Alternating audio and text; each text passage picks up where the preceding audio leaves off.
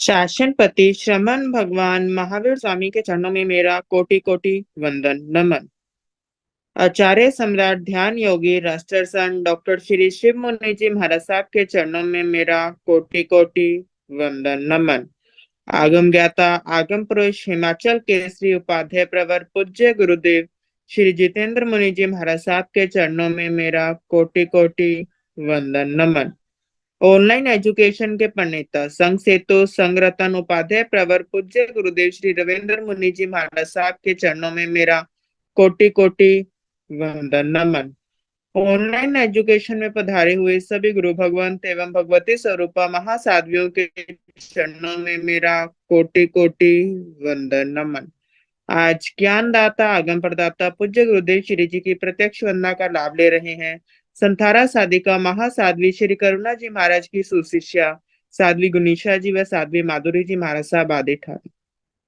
श्रीभूतो अयनं पयानिनं करेमि वन्दामि नमामि सकारेमि समानेमि कल्याणं मङ्गलं देव्यं चेव्यं पद्वासामि मतीन वन्दामि श्रीभूतो अयनं पयानिनं करेमि वन्दामि नमामि सत्कारेमि समानेमि कल्याणं मङ्गलं देव्यं चेव्यं पद्वासामि मतीन वन्दामि श्रीभूतो अयनं पयानिनं करेमि वन्दामि नमामि सत्कारेमि समानेमि कल्याणं मङ्गलं देव्यं चेव्यं पद्वासामि मतीन वन्दामि।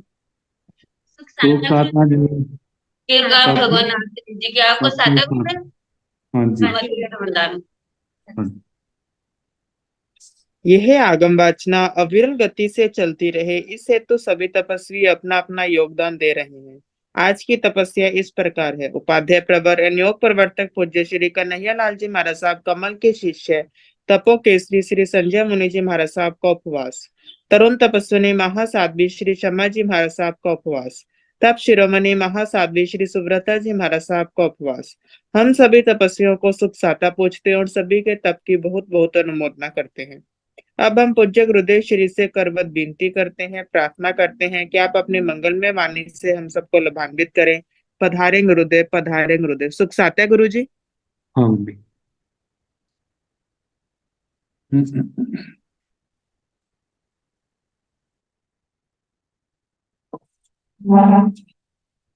नमो अरिहंताण नमो सिद्धाण नमो आर्याण नमो ओवधायाण नमो लोके सव साहुण एसो पंच नमोकारो सव पावपनासनो मंगलागत संदेशे परमं हवै मंगलम्।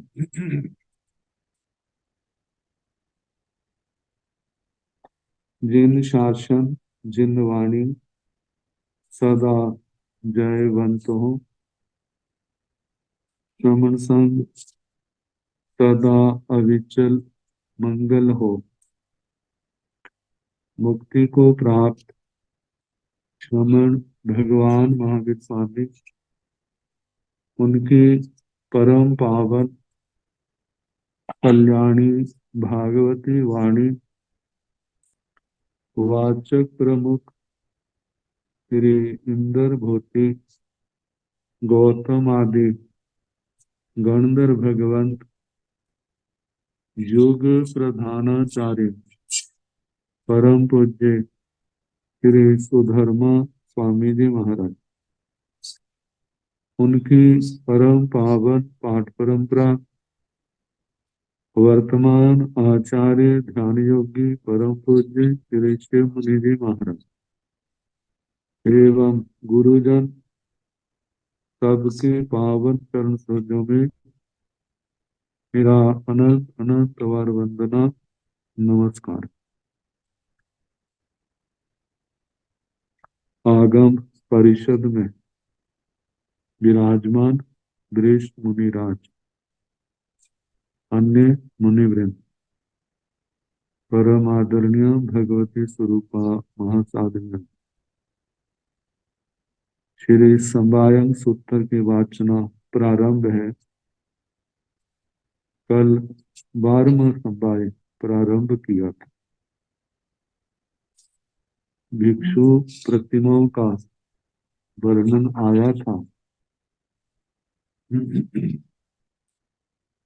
कल का एक वर्णन मेरू पर्वत, इसका जमीन पर 10,000 योजन इसका विस्तार है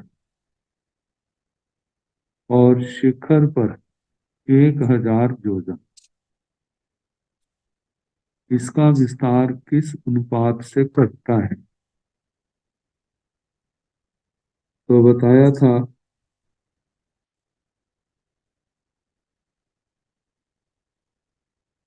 11वां भाग, मतलब शिखर पर मंदर पर्वत धरणी तल से शिखर तल पर ऊंचाई की अपेक्षा 11वें भाग से हीन विस्तार वाला माना गया। 11वें भाग का ऐसे कहा जाता है, ऐसे जमीन से 11 योजन हम ऊपर चले जाएं तो 1 योजन उसका विस्तार कम हो जाता है। 11 योजन पर 1, तो मानो जमीन से 1100 योजन हम ऊपर जाते हैं तो जो 10,000 योजन का विस्तार था वो 100 योजन घट जाएगा। 11,000 योजन हम ऊपर जाते हैं जमीन से, तो वहां पर 1,000 योजन उसकी मोटाई घटते घटते 1,000 घट जाएगी। मतलब 11,000 योजन की ऊंचाई पर 9,000 योजन का विस्तार रहेगा। अब ऐसे 11,000 आगे बढ़ते जाएंगे तो 1,000 योजन का उसका विस्तार घटता जाता है। तो 11,000 के ऊपर 1,000 योजन विस्तार में कमी आई तो 99,000 योजन ऊपर जाने पर 1,000 से 9 गुना, 11 को 9 से गुणा करें तो 99 आता है। 99, 11,000, 99,000, तो शिखर पर पहुंचते पहुंचते 9,000 योजन विस्तार की कमी आ जाती। तो इस प्रकार शिखर पर जमीन से मतलब 9,000 योजन उसका विस्तार कम हो गया। तो इस अनुपात से 11 योजन ऊपर जाने पर 1 योजन विस्तार कम होता है। 1100 योजन पर जाने पर 100 योजन, 11,000 जाने पर 1,000 योजन। अब 22,000 योजन पर जाएंगे तो 2,000 योजन और कम हो जाएगा। 33 पर 3,000, 1,000 और कम हो जाएगा। 44 पर 4,000, ऐसे 11,11 के ऊपर 1,000 विस्तार कम होता जाता, धीरे धीरे घटते। शिखर पर केवल 1,000 विस्तार रह जाता है। तो इस प्रकार कहा कि 11वें हिस्से पर कैसे कैसे इसका कमी आती जाती है विस्तार पर।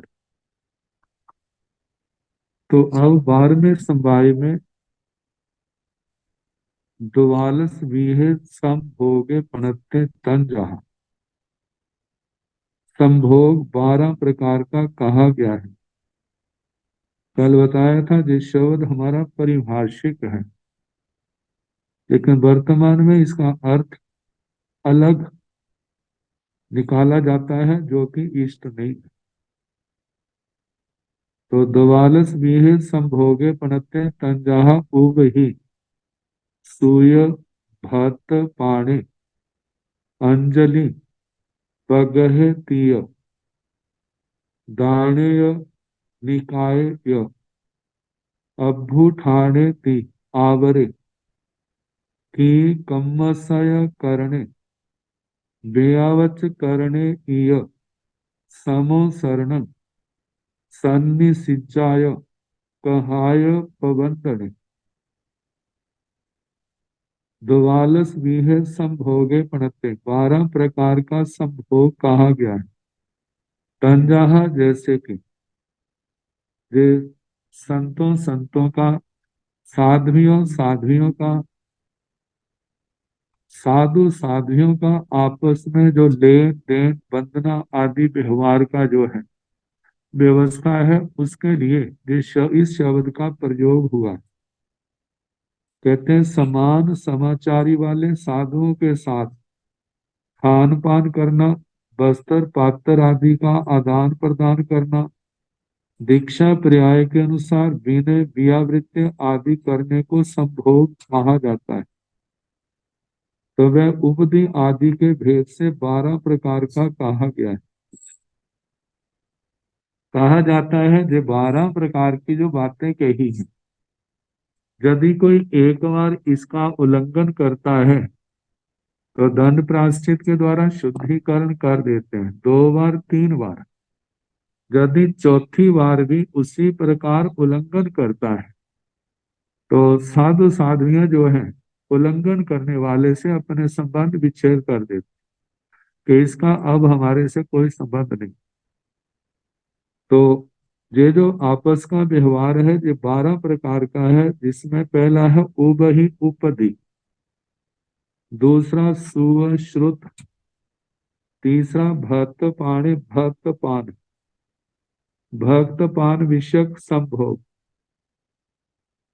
आगे चौथा है अंजलि पगह तीय, अंजलि प्रग्रह वंदना व्यवहार, दायनेय दायन दान विषयक, निकाय निकाचन विषयक, अभ्युठाने ती आवरे अभ्युत्थान विषयक। आगे की कम्मसय करणे कृति कर्म करण, व्यावच करणे यह व्यावृत्य करण, समो शरण समव शरण, सन्निसिजा सन्निषद्या, कहाय प्रबंधन कथा प्रबंधन। ये 12 प्रकार का संभोग आपसी व्यवहार। तो इनमें पहला है उपदि से संबंधित। उपदि से संबंधित मतलब भंडोपकरण आदि जो है आपस में लेना देना। तो कहा जाता है जब कोई साधु साधु इस संबंध में वस्त्र पात्र आदि को ग्रहण करने में अपनी मर्यादा का पालन करता है तो आपसी संबंध इस संबंधी ले दे वस्त्र पात्र आदि का लेना चलता है। लेकिन जब देखा कि कोई साधु या साध्वी वस्त्र पात्र आदि के संबंध में विवेक नहीं रखता है तो जो विवेक रखने वाले हैं वो कह देते हैं कि हम आपसे वस्त्र पात्र आदि के संबंध में लेन देन बंद करते हैं क्योंकि आप इसका विवेक नहीं रखते शुद्धिकरण का। तो ये जो संबंध जब तक है तो वो संभोगिक संबंध है, जब तक उसका जब विच्छेद कर दिया तो कहा जाता है उस संबंध विच्छेद को संभोगी संभोगी कहा जाता है। दूसरा है सूय श्रुत ज्ञान। जब तक कोई साधु अन्य संभोगिक साधु को श्रुत विषय वाचना निर्दोष विधि से देता है तब तक वह संभोगिक है। यदि वह उक्त मर्यादा का उल्लंघन कर पार्श्वस्थ आदि साधुओं को 3 बार से अधिक श्रुत की वाचना देता है तो उससे श्रुत संबंधी संभोग संबंध का विच्छेद कर देते हैं। आगे शास्त्र आदि की वाचना लेना देना बंद। तो ये शास्त्र पढ़ने के संबंध में इस समय एक गच्छ के दूसरे गच्छ के साथ जाकर के जब तक संबंध है तो एक दूसरे को वाचना देते हैं। जब देखते हैं मर्यादाओं का उल्लंघन है तो इस श्रुत संबंधी संबंध को अपना विच्छेद कर देते हैं। तीसरा है भक्तपान। जब तक कोई साधु भक्तपान विषयक निर्दोष मर्यादा का पालन करता है तब तक वह संभोगिक पूर्ववत मर्यादा का उल्लंघन करने पर भी संभोग के योग्य हो जाता है। तो यह भक्तपान विषयक संभोग भी संभोग ज- ज- ज- मतलब मर्यादा का पालन करने वाले के साथ संबंध है और जो नहीं करता है उसके साथ संबंध विच्छेद। चौथा है अंजलिकरण। साधुओं को दीक्षा पर्याय के अनुसार परस्पर में वंदना करने, हाथों को अंजलि जोड़कर नमस्कार कर आदि करने का विधान है। जब कोई साधु इसका उल्लंघन नहीं करता है, जब पार्श्वस्थ आदि साधुओं की वंदना आदि नहीं करता है, तब तक वह संभोगिक है। यदि उक्त मर्यादा का उल्लंघन करता है तो उससे विसंभोगिक जे संबंध का वंदना व्यवहार के संबंध का विच्छेद कर देते हैं। तो ये अंजलि प्रग्रह संबंधी संभोग और विसंभोग। आगे वस्त्र पात्र आदि आदान। साधु अपने पास के वस्त्र पात्र आदि को अन्य संभोगी साधु के लिए दे सकता है। जब देता है तब तक वह संभोगिक है, किंतु जब वह अपने वस्त्र पात्र उपकरण उक्त मर्यादा का उल्लंघन कर अन्य विसंभोगिक या पार्श्वस्थ आदि को साधु को देता है तो वह पूर्वोक्त रीति से विसंभोग के योग्य माना जाता है। यह दान विषयक संभोग विसंभोग है। छठा है निकायन निकाचन। जहां पर निकाचन का अर्थ है निमंत्रण, वैसे निकाचन वन प्रगाढ़ कर्म बंधन को कहा जाता है, लेकिन जहां पर निमंत्रण देने से संबंध है। जब कोई साधु यथा विधि अन्य संभोगिक साधु को शुद्ध वस्त्र पात्र भक्त पान आदि देने के लिए निमंत्रण देता है तब तक वह संभोगिक है। जब वह मर्यादा का उल्लंघन कर अन्य भी संभोगिक या पार्श्वस्थ आदि साधु को वस्त्र आदि देने के लिए निमंत्रण देता है तो पूर्ववत भी संभोग के योग्य हो जाता है। तो ये निकाचन विषयक संभोग भी संभोग है। सातवां है साधु को गुरुजन या अधिक दीक्षा पर्याय वाले साधु के आने पर अपने आसन से उठकर उसका यथोचित अभिवादन करना चाहिए। जब कोई साधु इस मर्यादा का उल्लंघन करता है अथवा पार्श्वस्थ आदि साधु के लिए अभ्युत्थान आदि करता है तब वह पहले कहे अनुसार भी संभोग के योग्य हो जाता है। यह अभ्युत्थान संबंधी संभोग भी संभोग है। आगे कृति कर्म। वंदना आदि यथाविधि करने पर साधु संभोगिक रहता है और उसकी मर्यादा का उल्लंघन करने पर वो विसंभोग के योग्य हो जाता है। संबंध विच्छेद। वियावृत्य करण। जब तक साधु वृद्ध बाल रोगी आदि साधुओं की यथाविधि वियावृत्य करता है तब तक वह संभोगिक है। यदि इस मर्यादा का उल्लंघन करता है तो वो भी संभोग के योग्य संबंध विच्छेद के योग्य। दसवां प्रवचन समवसर। प्रवचन भवन आदि जिस स्थान पर अनेक साधु एक साथ मिलते उठते बैठते हैं उस स्थान को समवसरण कहते हैं। जहां पर मर्यादा पूर्वक संभोगिक साधुओं के साथ उठना बैठना समवसरण विषयक संभोग है तथा वहां असंभोगिक या पार्श्वस्थ आदि साधुओं के साथ बैठक कर मर्यादा का उल्लंघन करता है तो पूर्ववत भी संभोग के योग्य हो जाता है। संबंध विच्छेद। 11वां अपने आसन से उठकर गुरुजनों से प्रश्न पूछना। उनके द्वारा पूछे जाने पर आसन से उठकर उत्तर देना संधि संज्ञा विषयक संभोग है। यदि कोई साधु गुरुजनों से कोई प्रश्न अपने आसन पर बैठे बैठे ही पूछता है उनके द्वारा कुछ पूछे जाने पर आसन से न उठकर बैठे बैठे ही उत्तर देता है। तो ये मर्यादा का उल्लंघन करने से पूर्ववत भी संभोग के योग्य हो जाता है। वार्म है गुरु के साथ तत्व चर्चा जा धर्म कथा के समय बाद कथा संबंधी नियमों का पालन करना कथा प्रबंधन संभोग है। जब कोई साधु कथा प्रबंधन के नियमों का उल्लंघन करता है तब में भी संभोग के योग्य हो जाता है। ये कथा प्रबंध विषयक संभोग भी संभोग है। तो कहते हैं कहने का सारांश ये कि साधु जब तक अपने संग की मर्यादा का पालन करता है तब तक तो उससे संबंध रहते हैं, और यदि संघ की मर्यादाओं को एक बार दो बार तीन बार तोड़ता है, समझाने पर नहीं समझता है, तो कहा जाता है कि संघ उससे अपने संबंध विच्छेद कर लेता है। तो इस प्रकार द्वालस बीहे संभोगे अपने 12 प्रकार का आपस का जो व्यवहार है उसके संबंध में इस उत्तर में कहा है। अब द्वालसावत्ति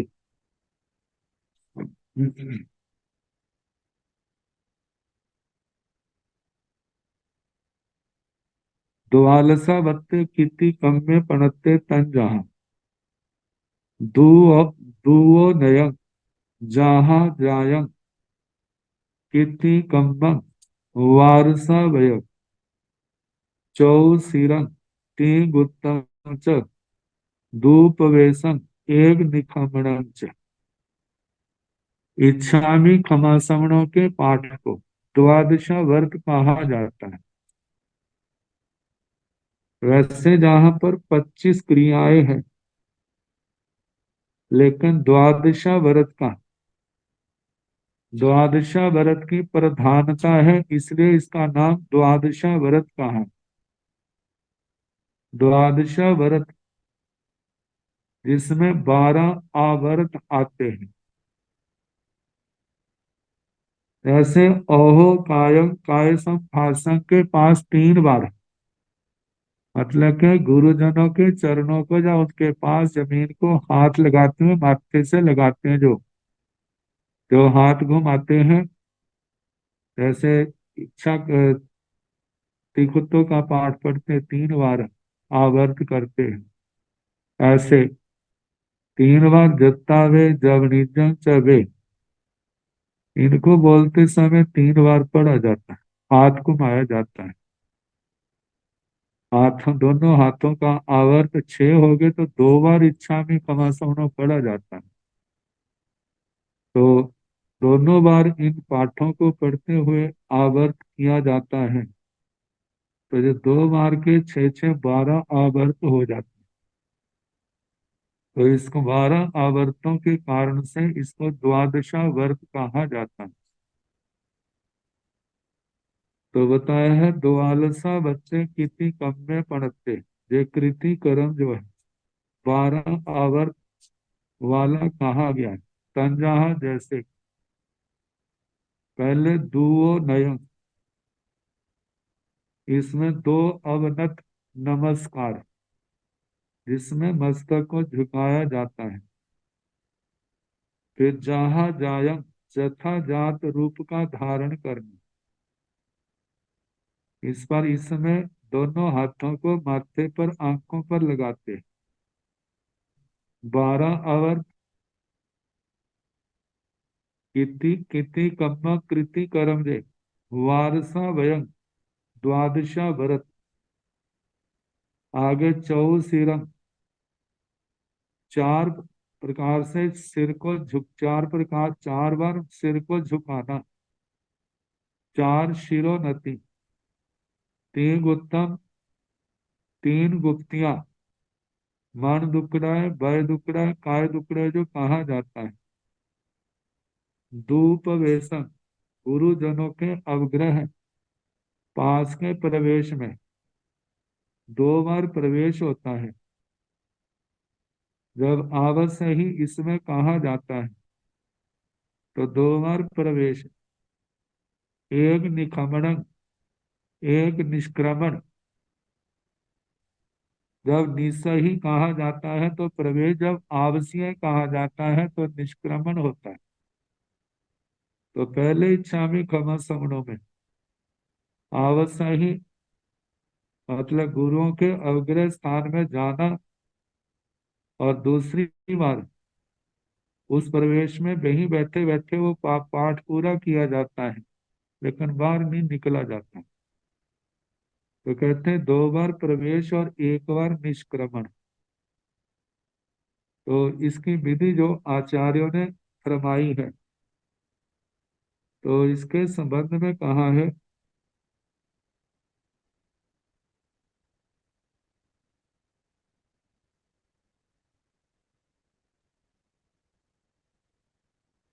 निर्युक्ति में विषय को पूर्ण रूप से स्पष्ट किया है। मतलब संस्कृत टीका जो आचार्य श्री अभय देव सूरी जी की है, उसमें इसका पूरा स्पष्ट नहीं किया, लेकिन आवश्यक निर्युक्ति में इसको पूर्ण रूप से स्पष्ट किया है।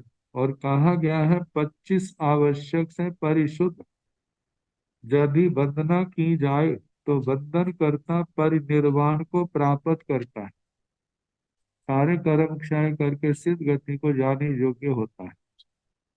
या विमानवासी देव होता है, विमानिक देवलोकों में पैदा करता है, पैदा होता है।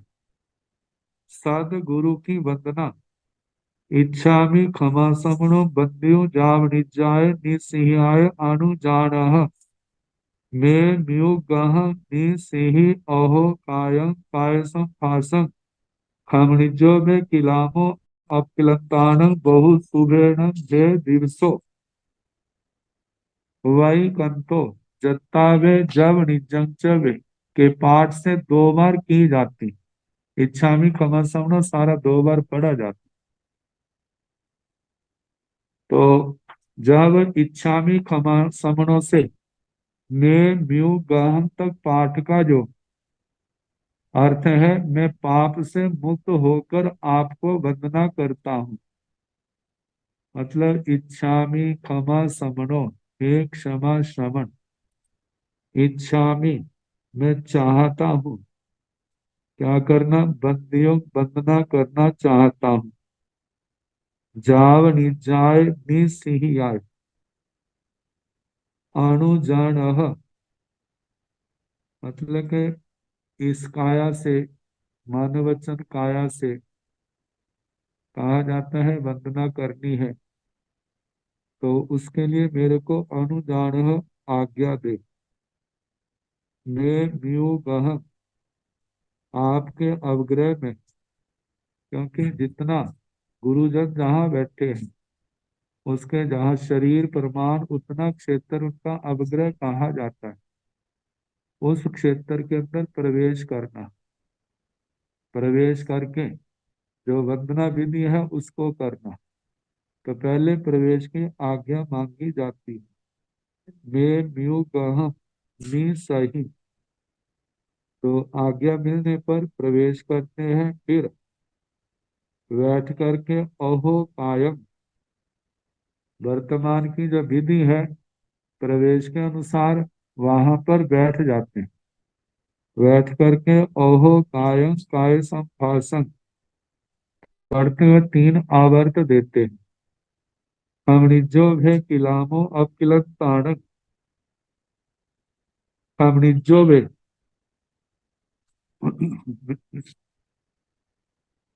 मेरे को क्षमा करे, भे किलामो जो मेरे हाथ आदि लगाने से आपको किसी प्रकार की तकलीफ पहुंची है तो उसकी मैं क्षमा चाहता हूँ। आपको किलताड़ मतलब क्लेश से रहित, बहु सुभेण भे दिवसो वैकंतो, आपका दिन बहुत शुभ से साता पूर्वक बीता है। जत्ता भे जब निजन चवे, इसमें भी 3 आवर्त दिए जाते। आपकी यात्रा, आपका जापनीय ये सुख पूर्वक तो बीतता है। तो कहा जाता है प्रस्तुत पाठ में अनुजान, इस पद तक 1 बार अपने सिर को अर्ध अवनत करना होता है। मतलब पाठ पढ़ते हुए मस्तक झुकाना होता है। जब एक अवनत है लेकिन दो अवनत कहाँ है, और पूर्ववत उन्हें वंदन किया जाए तब दूसरा अवनत है। मतलब पहली बार पढ़ा तो एक अवनत, दूसरी बार इच्छा में कमासा पढ़ा तो दूसरी बार अवनत मस्तक झुकाया है। तो ऐसे जो दो अवनत हुए, इस प्रकार कृति कर्म में दो नमस्कार होते हैं। दीक्षा ग्रहण करते समय मतलब ये दो नमस्कार हुए, एक पहली बार और एक दूसरी बार इच्छामी खमा सवणो पड़ा। फिर आगे दीक्षा ग्रहण करते समय या जन्म ग्रहण करते समय बालक की ऐसी मुद्रा होती है, वह दोनों हाथ सिर पर रखे हुए होता है। तो उस समय उसे जथा, उस अवस्था को जथाजात कहा जाता है। वंदन करते समय भी जथाजात मुद्रा होनी चाहिए। अवग्रह में प्रवेश करने की अनुज्ञा प्राप्त होने पर मतलब अपने आसन, उकड़ू आसन से बैठ करके दोनों हाथ गुरु की दिशा में लंबे कर दोनों हाथों से गुरु के चरणों का स्पर्श करे। जैसे अहो कायम, इस पाठ में अ अक्षर मंद स्वर में कहे और वहां से हाथ लेकर पुनः अपने मस्तिष्क के मध्य भाग का स्पर्श करता हुआ हो। जैसे अ हो कायम अक्षर का ओ शब्द अक्षर का ऊंचे स्वर से उच्चारण करना। इस प्रकार अहो हुआ। अहो शब्द के उच्चारण करने में एक आवर्त हुआ। इसी प्रकार कायम शब्दों के उच्चारण में भी एक आवर्त हुआ। मतलब मस्तक से पहले पैरों पर, फिर उसके बाद का लगाया, फिर आगे यंग बोलते समय फिर मस्तक पर लगाया। तो उसी तरह काय संभाषण में काय के उच्चारण में एक आवर्तन करना। इस प्रकार जो तीन आवर्तन हुए। तो उसके पश्चात जत्ता भेजे तीन अहो कायम काय संभाषण में तीन आवर्त और तीन जत्ता भेद जब निजंच भेद तीन आवर्त जहाँ होते हैं। जैसे ज अक्षर का मंद उच्चारण कर गुरु के चरणों को कर से स्पर्श करना। ता का मध्यम उच्चारण करते समय गुरु चरण से दोनों हाथ उठाकर अधर में रखना। फिर भे अक्षर उच्च स्तर से बोलते हुए मस्तक के मध्य भाग को हाथ से स्पर्श करना। यह एक आवर्त हुआ। इसी प्रकार जव नी, इन तीन अक्षरों का उच्चारण करते समय जंग मतलब करते समय आवर्त करना। जंग च भे, इन तीन अक्षरों को बोलते हुए तीसरा आवर्तन करना। इस प्रकार एक बंधन करने में सभी आवर्त मिलकर 6 आवर्त होते हैं। मतलब तीन अहो कायम काय संभाषण के समय और तीन जो है जत्ता भे जब निजंच भे तीन जहां पर। तो दूसरी बार जब इच्छा में क्षमा सवर्ण पढ़ते तो 6 आवर्त उसके लेने। ऐसे कृति कर्म के 12 आवर्त होते हैं। आगे अवग्रह में प्रवेश करने के पश्चात क्षमापना करते समय शिष्य और आचार्य दोनों के मिलकर 2 शिरोनमन होते हैं। इसी प्रकार दूसरी वंदना के प्रसंग पर 2 शिरोनमन। इस प्रकार 4 जो शिरोन्नति कहा था शिरोनमन हुए। शिष्य जब वंदना करता है तब मन वचन काया को संयम में रखना चाहिए। ये 3 गुप्ती है। प्रथम वंदन के समय अवग्रह जांचना पर प्रवेश करना। उसी प्रकार द्वितीय समय वंदन के समय भी ऐसे ये 2 प्रवेश होते। आवश्यक ये आवश्यक कर अवग्रह से प्रथम वंदन करने के पश्चात बाहर जाना ये निष्क्रमण है। यह एक ही है क्योंकि दूसरे वंदन में बाहर न जाकर गुरुओं के चरणारविंदों में रह करके सूत्र समाप्ति करनी होती है। ये वंदना के 25 आवश्यक हैं। वर्तमान की जो विधि है, जिस समय नींद सही कहते हैं तो बैठ जाते हैं और ऐसे 2 बार पढ़ा है तो 2 बार करने से 2 बार बैठना हो गया। और जब दूसरी आवस ही कहते हैं, आवसिया है, तो उस समय उठ जाते, खड़े हो जाते। तो दूसरे इच्छा में खमा सामनों में आवश्य आवश्या जे पाठ नहीं बोला जाता, मतलब बैठे बैठे ही उस पाठ को पूर्ण किया जाता है। तो ऐसे सारे मिला के जो 25 आवश्यक हो जाते हैं।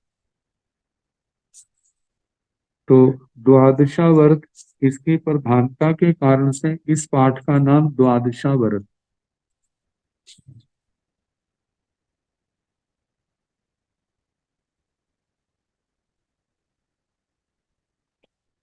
बीजानंद राय हानि द्वालस जोयन सय सहसाई आयाम विखंबेन पणत्ता रामेण बलदेवे द्वालस वासयाई सब पालिता देवतं गए मंद्रसण पभ्यस चूनिया मूले द्वालस जोयनाई विखंबेन पणत्ता जम्बू दिवसण दिवस बेया मूले द्वालस जोयनाई विखंबेन पणत्ता बीजान राय हानि, बीजिया राजधानी, जो जम्बू द्वीप के 4 द्वार हैं। बीजे बेजयंत, जयंत अपराजित। तो जो मेरु पर्वत से पूर्व की ओर सीता नदी के जब समुद्र में प्रवेश करती हैं, जगती के पास ये विजय द्वार है। द्वार का नाम विजय है और उसके अधिष्ठाता देवता का नाम विजय देवता है। जम्बूद्वीप प्रज्ञप्ति में और जीवाभिगम में विस्तार से वर्णन आता है। तो उस विजय देवता की जो राजधानी है, इस जम्बू द्वीप से पूर्व की ओर असंख्यात द्वीप समुद्र लांग करके एक अन्य जम्बू द्वीप नाम का द्वीप आता है, जो चक्कर वाल विष्कंभ वाला है, गोलाकार है। तो कहा जाता है उस द्वीप में विजय देवता की राजधानी, जहां पर जीवाभिगम या जम्बूद्वीप प्रज्ञप्ति में बताया है, वहां तो प्रमाण 12,000 योजन का बताया है। लेकिन जहां पर द्वालस जोयन सय सहसाई 12 लाख योजन कहा, तो ये लाख बीच में सय शब्द कैसे आ गया, इसके संबंध में हम कुछ नहीं कह सकते। तो हाँ, जहां लिखा है 12 लाख, लेकिन उन सूत्रों के हिसाब से 12,000 योजन प्रमाण है। उस राजधानी का आयाम विखंबेन पणत्ता, व्यास कहा है। 12,000 योजन जगती से उस अंदर की ओर जो वेदिका है, वहां से 12,000 योजन प्रवेश करके 12,000 योजन प्रमाण वो आती है, लेकिन इसके अनुसार 12 लाख कहा है। रामेण बलदेवे द्वालस वासयाय सब्बाहुं पालिता देवता गई। रामेण बलदेव, बलदेव राम मतलब बलभद्र जी, जिनको कहा जाता है वासुदेव श्री कृष्ण जी के जो भाई, बड़े भाई, इनकी पूर्ण आयु कही है दुबालस वास सयाई 1200। सब बाहुओं पालिता संपूर्ण आयु पालन करके देवता गए, देव पर्याय को प्राप्त हुए। इनका 5वें देवलोक में जाना आगमों के अंदर कहा जाता है, एगा गभ बत्ती, और एक जन्म लेकर मोक्ष में जाएंगे। मंद्रसन पव्यस चूलिया मूल दुवालस जोयन आई विखंबेन पणत्ता। मेरु पर्वत की जो चूलिका है, इस जमीन से 99,000 योजन ऊपर जाने पर शिखर भाग आता है। ऊपर शिखर का 1,000 योजन विस्तार है और उसके बिल्कुल मध्य में चूलिका चोटी के समान पर्वत है। और वह 40 योजन ऊंची है। नीचे जो उसका व्यास है वो 12 योजन का, मतलब मूले मंद्रसन पव्यस चूलिया मंदर पर्वती चूलिका मूले मूल में बालस द्वालस जोयनाई विखंबेन प्रणता। 12 योजन उसका विष्कांभ है। और जैसे जैसे ऊपर जाते हैं उसका विष्कांभ मोटाई जो घटती जाती है, मध्य में 8 योजन और ऊपर 4 योजन रह जाती है। जम्बू दिवसन दिवस बेया मूले द्वालस जोयनाई विखंबेन प्रणता। जम्बू द्वीप नामक द्वीप की बेइया, जहां पर वेदिका शब्द आया है, लेकिन जम्बू द्वीप के अनुसार जीवाभिगम के अनुसार जहाँ शब्द जो है जगती आता है, जिसकी मूल में जो चौड़ाई है वह 12 योजन और उसके बाद कटते कटते बीच मध्य में 8 योजन और शिखर पर 4 योजन। जो शिखर का भाग 4 योजन का उसके मध्य में वेदिका है जो एक दीवार के समान है, जो जगती के अनुसार चारों ओर घूम गई। तो अवधि पाठ जहां पर जगती के स्थान पर वेदिका कैसे आया ये हम कुछ नहीं कह सकते, लेकिन वहां पर वेदिका का प्रमाण है, क्योंकि जो वेदिका है वो मूल में तो केवल आधा कोस प्रमाण है। सब जहनिया राई द्वालस मुहतिया पणता एवं दिवसों भी नायको। सबसे छोटी रात जैसे गर्मियों को होती है, सर्व जगत में सबसे छोटी रात द्वालस मुहूर्तियां पणता 12 मुहूर्त प्रमाण कही। एवं दिवसों भी नायक, ऐसे दिन का भी जान। जैसे सर्दियों में दिन सबसे छोटा होता है एक दिन, और गर्मियों में एक रात सबसे दिन सबसे बड़ा होता है, रात सबसे छोटी होती है। तो ये दिन रात जो सबसे छोटे होते हैं 12 मुहूर्त और सबसे बड़े जो वो 18 मुहूर्त, क्योंकि दिन और रात का प्रमाण जो है वो केवल 30 मुहूर्त है। 30 मुहूर्त से ना घटता है ना बढ़ता है, लेकिन इन 30 मुहूर्तों में ही कभी दिन बड़ा होता है, कभी रात बड़ी होती है। तवठ सिद्धसन महाविमानस उग्रिला थूम यज्ञाओ द्वालस जोयनाई उड्ढम उपैया इसी पभार नामा पुडभी पड़ता। इसी पभारायण पुडभिय द्वालस नाम धेजा पड़ता तंजाहा इसी तिवा इसी पभारा तिवा तणुवा तणुव तरितिवा सिद्धितिवा सिद्धालय तिवा मुत्तितिवा मुत्तालय तिवा बम्भे तिवा बम्ब बडिंसाय तिवा लोग पड़ी पूर्णे तिवा लोग अग्ग चुलियाईवा सवठ सिद्धसण महाविमानस उग्रिल्ला थोबी यज्ञ।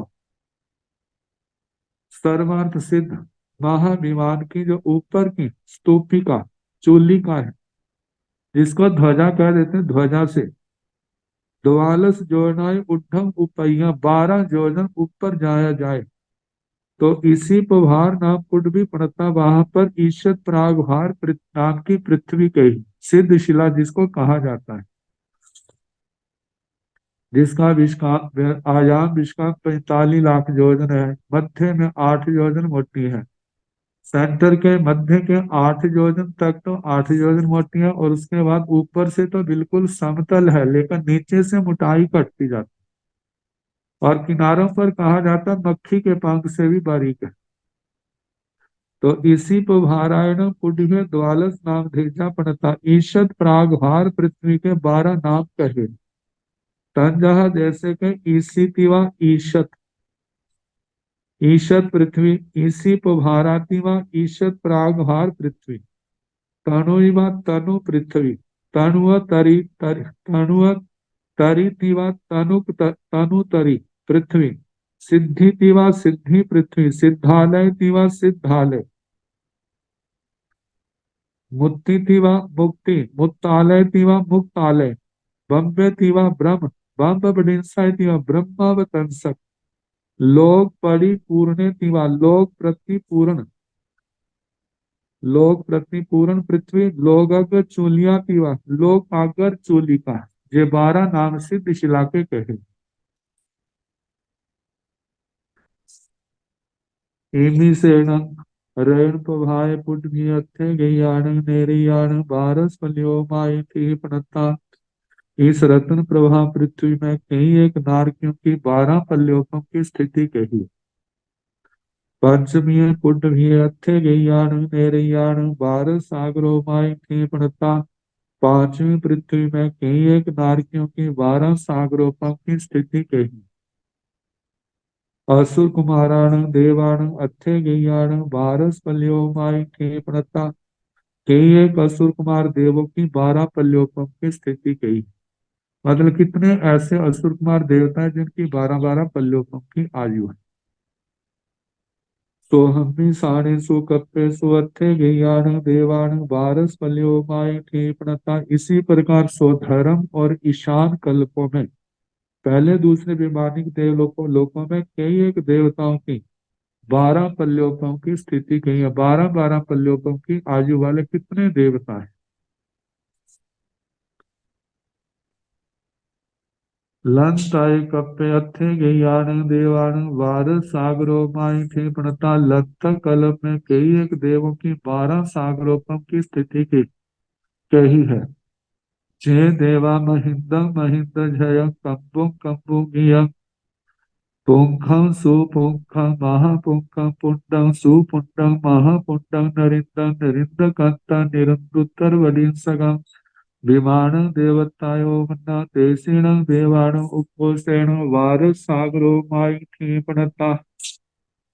तेणं देवा वारसणं व अग्नमासाणं आणवन्ति वा पाणवन्ति वा उषसन्ति वा निशसन्ति वा तेसीणं देवाणं वारसहिं वासस्य आहारठ्य समुपज्जाय।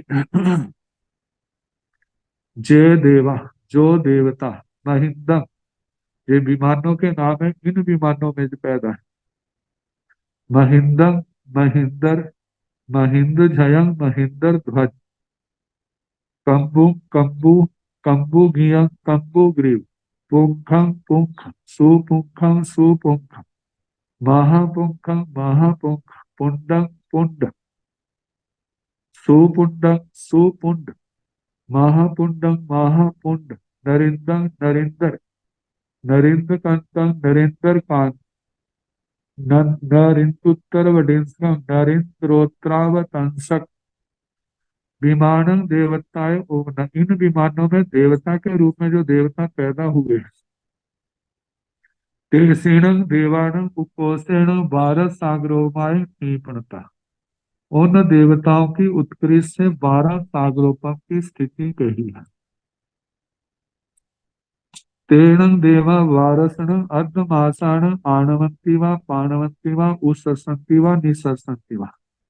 जो 12-12 सागरों की आयु वाले देवता है वे 12 अर्धमास मतलब 6 महीने में उनका एक बार श्वासोश्वास होता है। तेसीणं देवाणं बारसैन बार सहस्रेण आहारठ्य समुपज्य।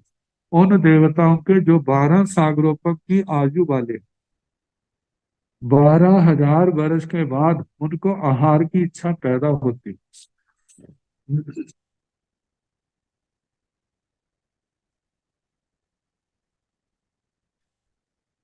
संते गैया भव सिद्धिया जीवा जे 12 सही भव गहने सिद्धि संति बुद्धि संति मुच्ची संति परिनिब्बाई संति सब दुखान मंता करी संति। कई एक देवता कई एक भव सिद्धि के जीव ऐसे हैं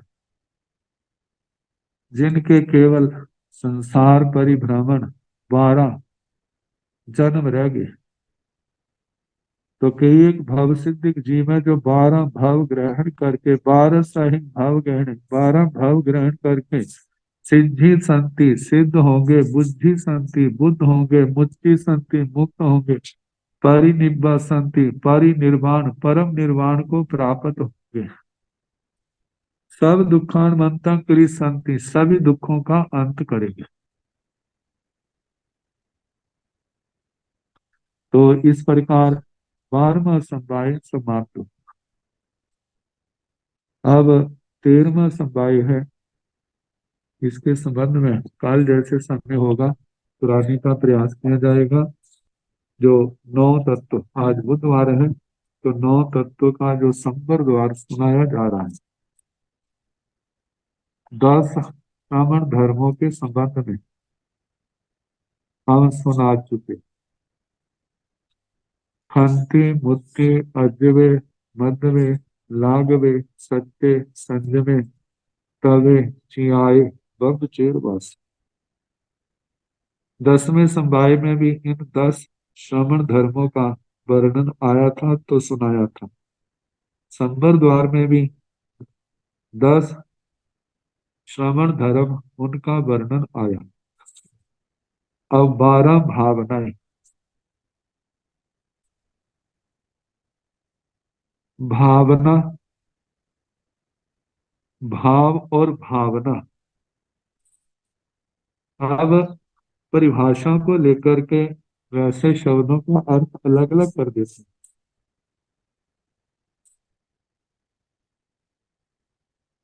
शब्द की व्युत्पत्ति के अनुसार देखा जाए तो ये भू धातु से बना है।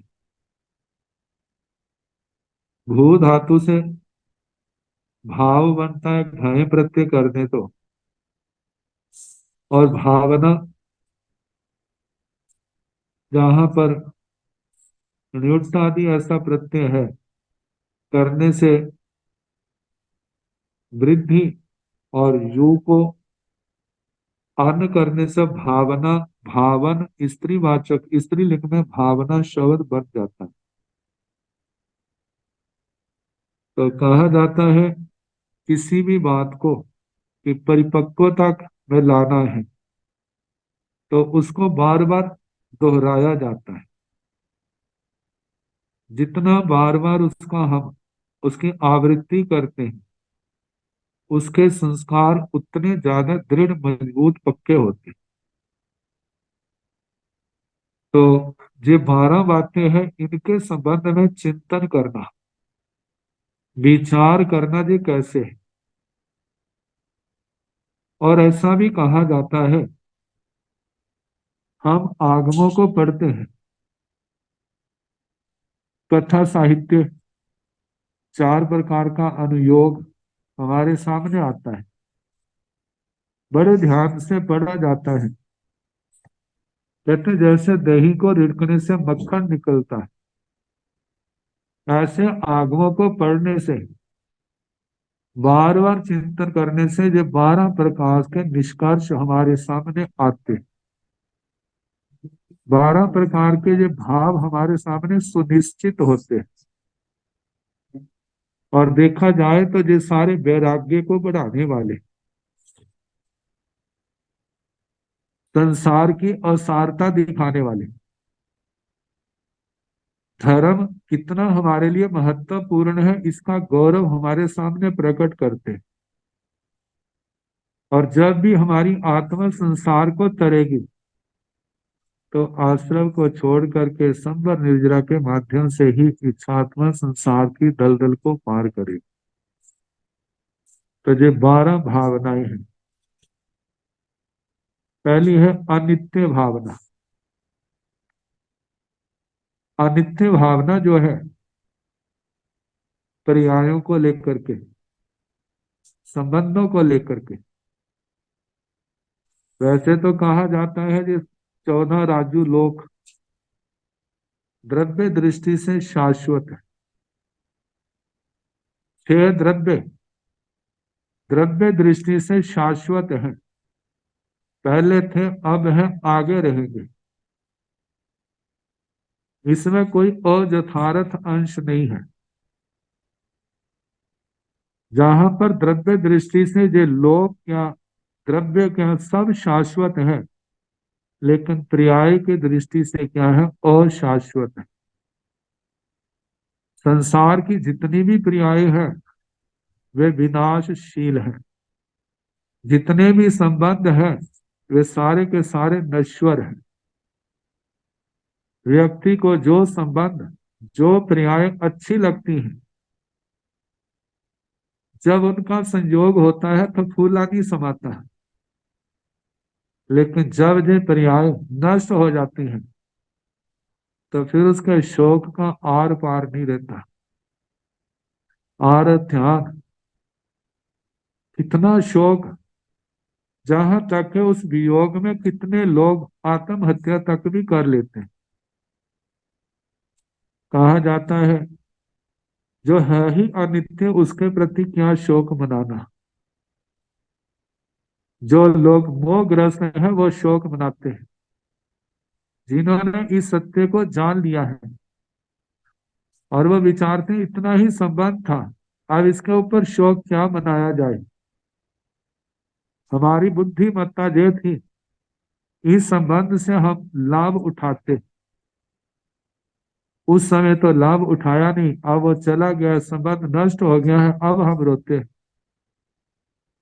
कहते हैं जिसमें आत्मा का लाभ हो उसको उठाए और उसके आगे और लाभ उठाने का प्रयास करें।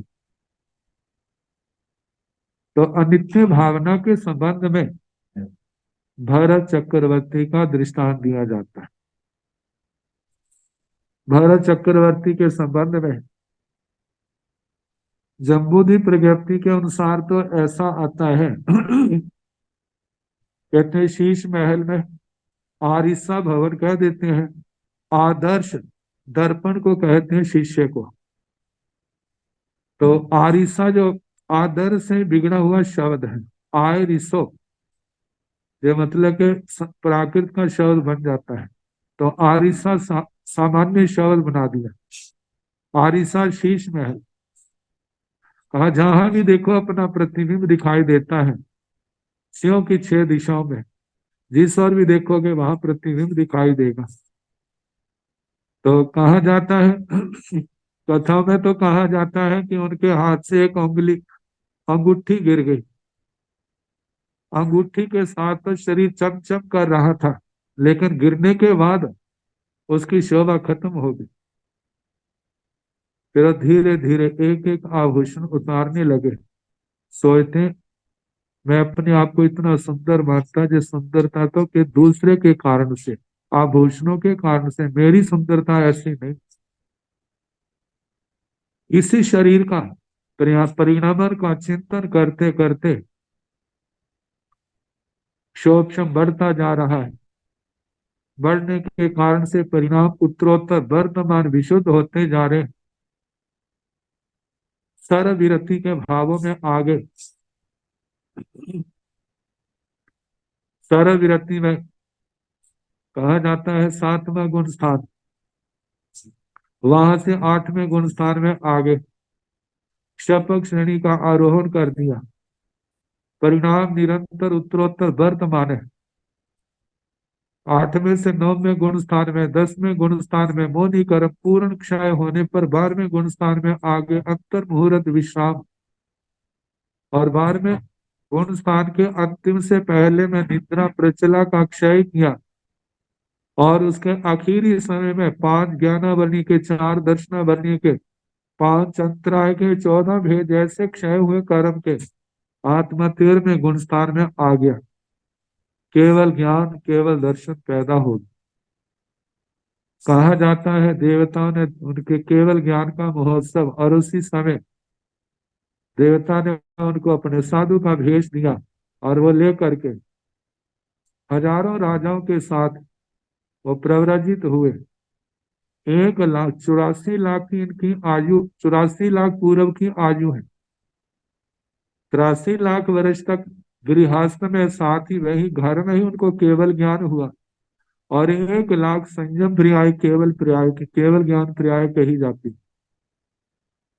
और 84,00,000 पूर्व की आयु पूर्ण होने पर ये सिद्ध गति को प्राप्त हुए।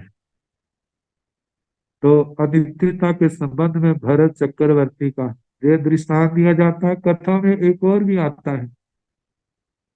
कहा जाता है जिस समय जो दिग्विजय के लिए 6 खंडों को जीतने के लिए जा रहे थे, तो ऋषभकूट पर्वत आता, चूल हिमवत पर्वत के ऊपर, वहां पर अपना नाम लिखते हैं। जो भी चक्रवर्ती आता है वे अपना नाम लिखता है।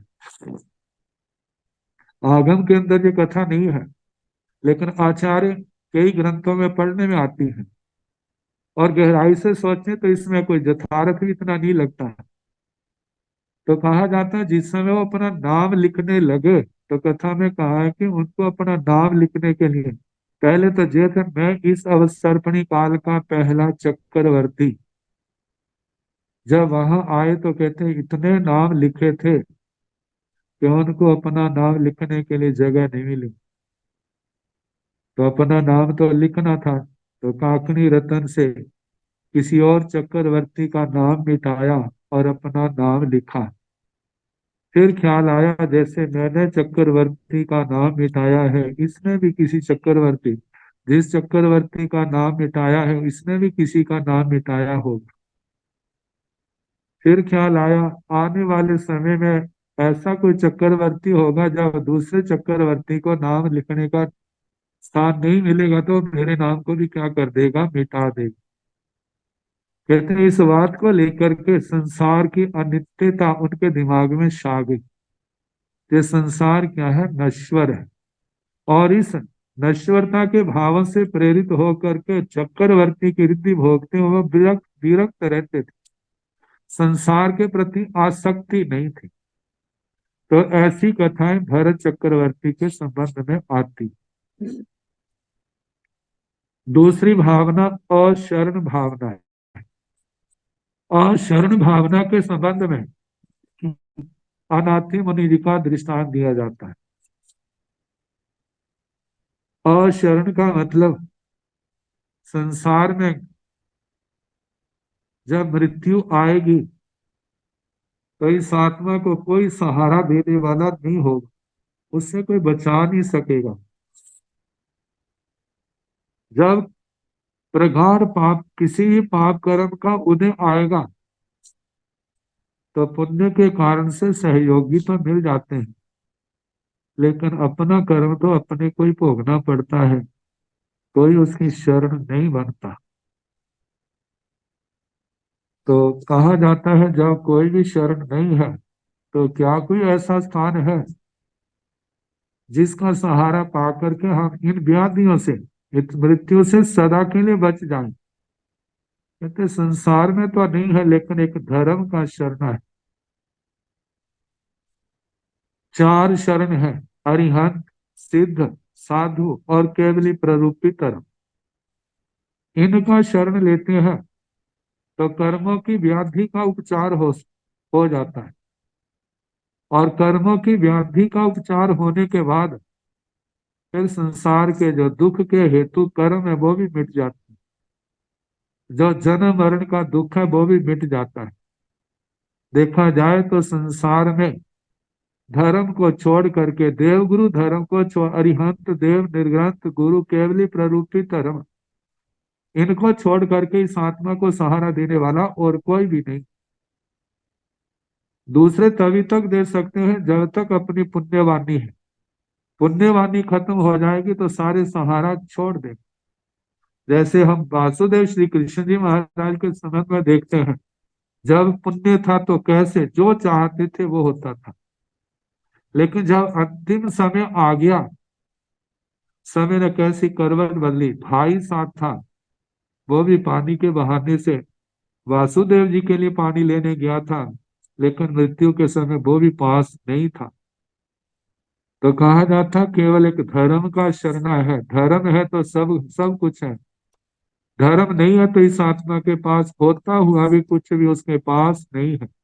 और वो धर्म है श्रुत धर्म, चारित्र धर्म, जो भगवान का निर्ग्रंथ प्रवचन है।